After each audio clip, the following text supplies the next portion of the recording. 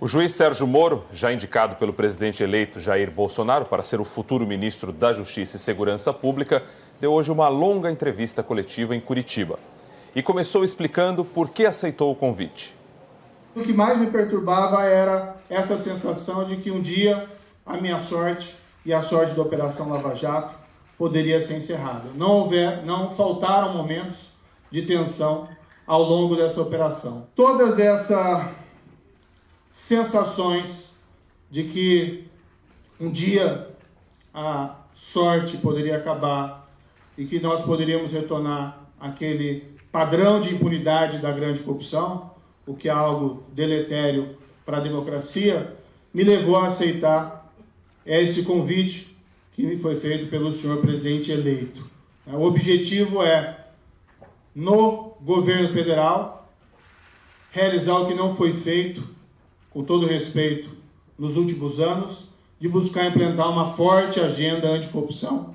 E aqui eu agregaria, porque é uma ameaça nacional, uma forte agenda também anti-crime organizado. Moro disse que não tinha proximidade com o presidente eleito Jair Bolsonaro e que só recebeu uma sondagem para ser ministro 5 dias antes do segundo turno das eleições. Eu conheci pessoalmente o presidente eleito em 1º de novembro. Foi a primeira vez que eu entabulei uma conversa pessoal com o presidente eleito. Eu encontrei, por acaso, o presidente, então não era presidente, então deputado federal, por acidente num aeroporto, não sei se em 2017, em 2016, e eu não o reconheci na ocasião, e o cumprimentei rapidamente. Posteriormente, houve uma certa exploração de seus adversários políticos desse encontro, como se eu tivesse o ignorado, e eu não tinha intenção de ser mal educado, e eu tomei a liberdade, então, de ligar para ele e pedir escusas por aquela interpretação que me pareceu equivocada. Neste ano, eu fui procurado pelo futuro ministro da Economia, o senhor Paulo Guedes, no dia 23 de outubro, na semana antecedente ao segundo turno das eleições, que me portava, ou melhor, ele trazia uma sondagem acerca do meu interesse de compor o governo. Eu adiantei para ele qual era o meu entendimento sobre esse tema, disse que só poderia, evidentemente, tratar disso depois das eleições, um eventual convite. O juiz Sérgio Moro fez questão de refutar críticas de que a nomeação dele tem alguma relação com a condenação do ex-presidente Lula. Isso não tem nada a ver com o processo do ex-presidente Luiz Inácio Lula da Silva. O ex-presidente Luiz Inácio da Silva foi condenado e preso porque ele cometeu um crime e não por causa das eleições. Embora eu tenha proferido a primeira decisão, essa decisão condenatória já foi confirmada pela Corte de Apelação, ou seja, por um painel de outros 3 juízes, e foi o próprio tribunal que ordenou o início da execução e a prisão do ex-presidente. Eu apenas cumpri a decisão. Diga-se que essa ordem de prisão foi previamente autorizada em um julgamento pelo Supremo Tribunal Federal de um habeas corpus preventivo. Então, o que houve aqui é uma pessoa que, lamentavelmente, cometeu um crime. Esse crime foi investigado, provado, e ela respondeu na justiça por esse comportamento criminoso. Sérgio Moro também repudiou a crítica de que persegue o PT e que a nomeação dele tenha sido uma espécie de recompensa. O juiz Moro lembrou que a condenação de Lula ocorreu em 2017, quando ninguém imaginava que Jair Bolsonaro seria eleito. E salientou que condenou políticos de vários partidos, alguns inclusive adversários do Partido dos Trabalhadores. Políticos de vários espectros partidários foram condenados. Do Partido Progressista, do PMDB. Nós temos aqui condenado e preso já há 2 anos o ex-presidente da Câmara, que era considerado um adversário político do Partido dos Trabalhadores. Nós temos o ex-governador do Rio de Janeiro.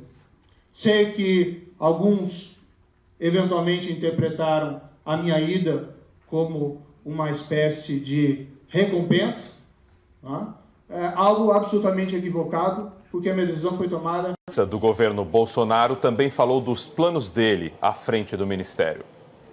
A ideia é apresentar uma série de propostas legislativas para aprimorar o quadro legal contra corrupção e crime organizado. Essas propostas ainda estão sendo elaboradas. Eu não tenho condições de adiantá-las, porque não é uma decisão apenas minha. A ideia geral é resgatar parte das propostas das 10 medidas contra a corrupção do Ministério Público. Também utilizar, e já falei com o representante no Brasil da Transparência Internacional, o senhor Bruno Brandão, resgatar, utilizar em parte essas propostas que foram formuladas pela sociedade civil organizada, Transparência Internacional e Fundação Getúlio Vargas, principalmente, são as novas medidas contra a corrupção. A ideia é que essas reformas sejam propostas simples e que possam ser aprovadas em um breve tempo. Sérgio Moro deu alguns exemplos do que pretende fazer. Muito rapidamente, exemplos que não são definitivos. Como eu disse, há necessidade de discutir.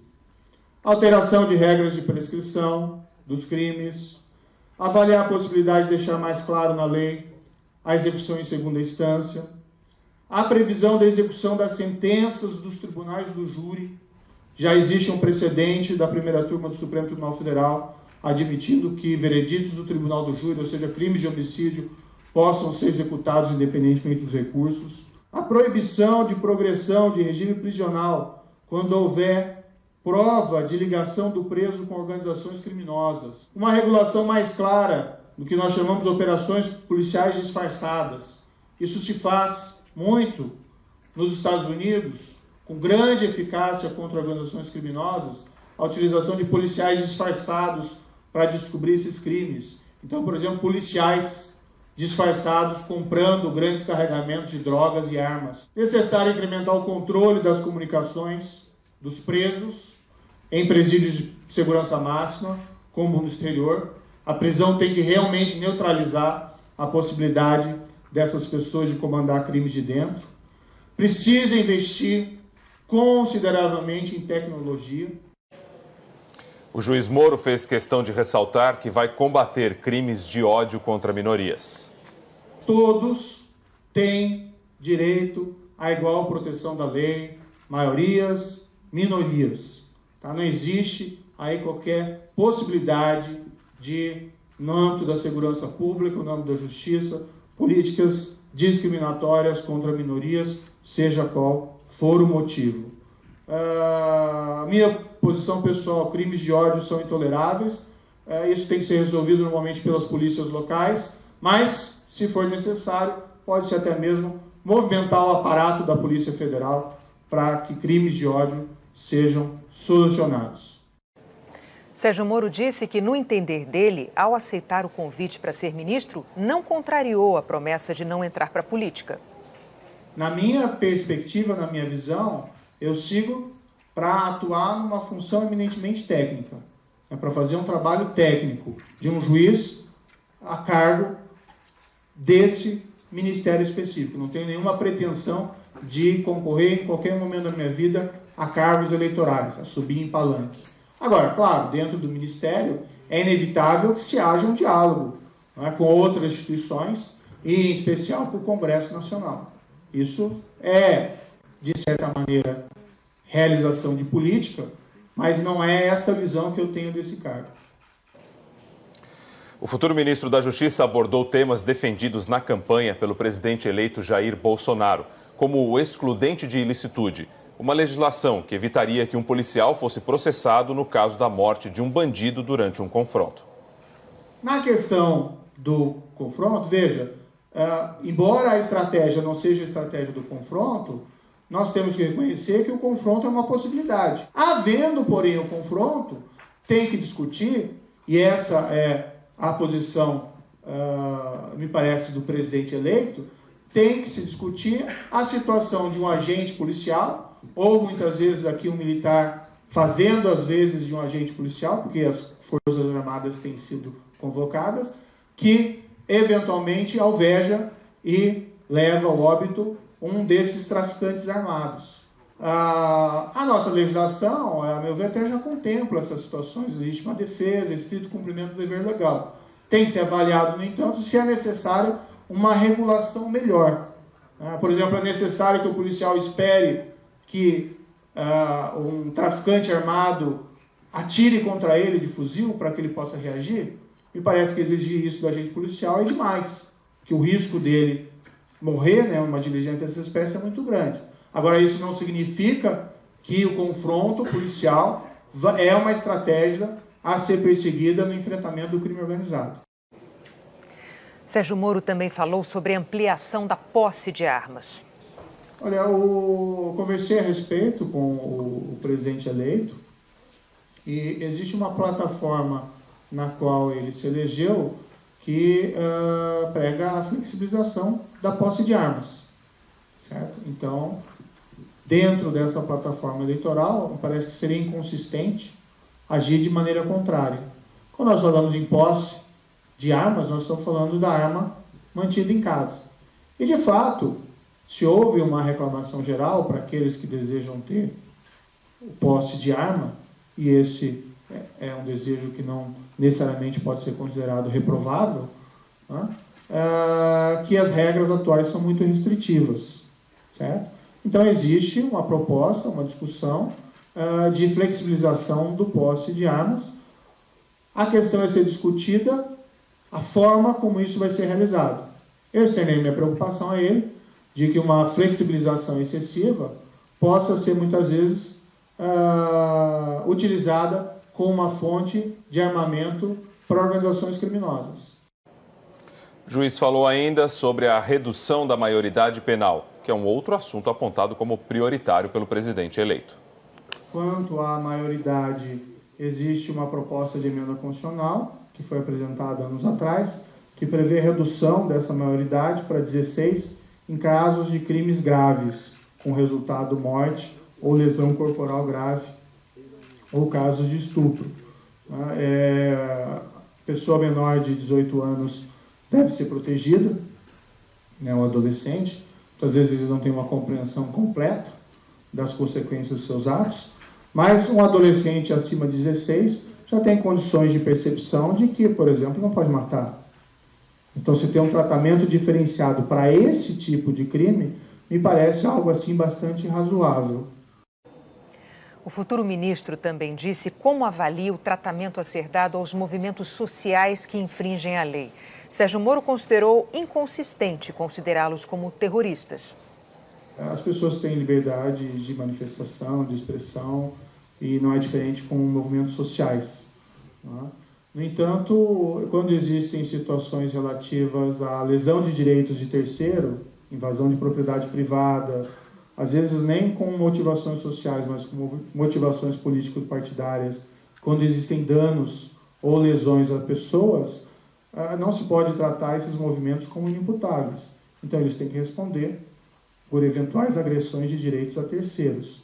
Me parece, no entanto, que qualificá-los como uma espécie de organização terrorista é algo que não é consistente, certo? Sérgio Moro declarou que saberá discutir as divergências com o Bolsonaro, mas se disse ciente de que o presidente eleito será o chefe dele. Na campanha eleitoral, todos os exageros possíveis foram cometidos até para desconstruir a imagem dele, mas pessoalmente me pareceu uma pessoa muito sensata. Eu acho que eu assumo uma posição no governo e tenho muita ciência de que eu sou numa posição subordinada. Eu fui conversar com ele com uma proposta de trabalho para verificar se nós tínhamos convergência. O resultado da conversa foi positivo. Ainda que possa não haver uma convergência absoluta, nós podemos conversar e cada um ceder nas suas posições. Ou ele, evidentemente, dá a última palavra, a decisão final é dele. Eu vou tomar a minha decisão se para mim vamos dizer assim, continuo ou não continuo. Eu acho que as pessoas têm que ter tolerância aí com as opiniões alheias e saber sempre que não são os senhores da razão. Então, sou uma pessoa disposta a ouvir e eventualmente mudar meus posicionamentos. Certo? Tenho bem presente que há uma relação de subordinação aqui.